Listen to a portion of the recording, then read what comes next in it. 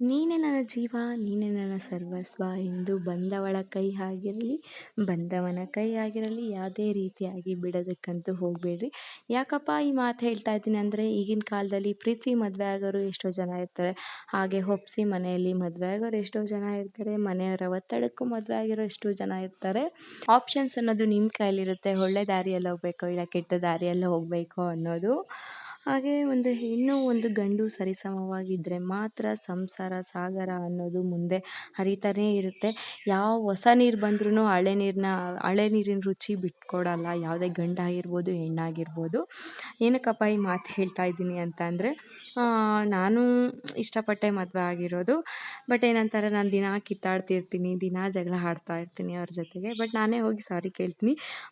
Main ಏನಪ್ಪ ಅಂತಾರೆ, ಈಗಿನ ಕಾಲದ ಹೆಣ್ಮಕ್ಳಿಗೆ ತನ್ನ ಹುಡುಗ ಬಂದು ಅವಳಿಗೆ ಸಾರಿ ಕೇಳಿದ್ರಂತೂ ಇನ್ನೂ ತುಂಬಾ ಲೈಕ್ ಮಾಡ್ತಾರೆ.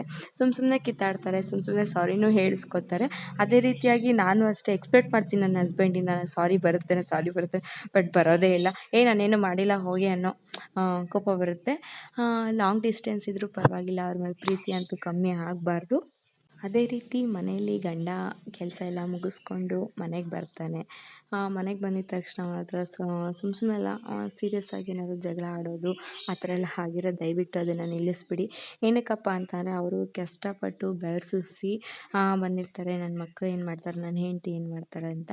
ಅದೇ ರೀತಿ ನಾವು ಅವರು ಏನೇ ಕಷ್ಟ ಸಿಂಪಲಾಗೆ ಕೆಲಸ ಬಂದಿರಲಿಲ್ಲ, ಬಿಸಿಲಲ್ಲೇ ಕೆಲಸ ಮಾಡ್ಕೊಬರಲಿ, ಜಸ್ಟ್ ಒಂದು ಸ್ಮೈಲ್ ಕೊಟ್ವಿ ಅಂತ ಅಂದರೆ ಅವರು ಬೆಳಗ್ಗೆಯಿಂದ ರಾತ್ರಿವರೆಗೂ ಕಷ್ಟಪಟ್ಟಿರ್ತಾರಲ್ಲ, ಆ ಕಷ್ಟನೆಲ್ಲ ಮರೆತು ಒಂದು ಸ್ಮೈಲ್ ಬರುತ್ತಲ್ಲ, ಆ ಸ್ಮೈಲನ್ನ ನಾವು ನೋಡಬೇಕು. ಈ ಚಾಯ್ಸ್ ಅಷ್ಟೇ ಗಂಡನ ಕೈಯಲ್ಲೇ ಇರುತ್ತೆ, ಹೆಂಡತಿನ ಹೇಗೆ ಸಾಕಬೇಕು, ಹೇಗೆ ನೋಡ್ಕೋಬೇಕು ಅನ್ನೋದು. ದಯವಿಟ್ಟು ನನ್ನ ವಿಡಿಯೋ ಯಾರ್ಯಾರು ಹೊಸದಾಗಿ ನೋಡ್ತಿದ್ದೀರಾ ಅವರೆಲ್ಲ ಪ್ಲೀಸ್ ಸಬ್ಸ್ಕ್ರೈಬ್ ಮಾಡ್ಕೊಳ್ಳಿ ಯೂಟ್ಯೂಬಲ್ಲಿ, ಇನ್ಸ್ಟಾಗ್ರಾಮಲ್ಲಿ ಫಾಲೋ ಮಾಡಿ. ಹಾಗೆ ನನ್ನ ವೀಡಿಯೋಸ್ ದಿನ ಅಪ್ಲೋಡ್ ಆಗ್ತಾ ಇರ್ತವೆ. ಒಂದು 3 ಡೇಸಿಂದ ನಾನು ಅಪ್ಲೋಡ್ ಮಾಡಲಿಲ್ಲ.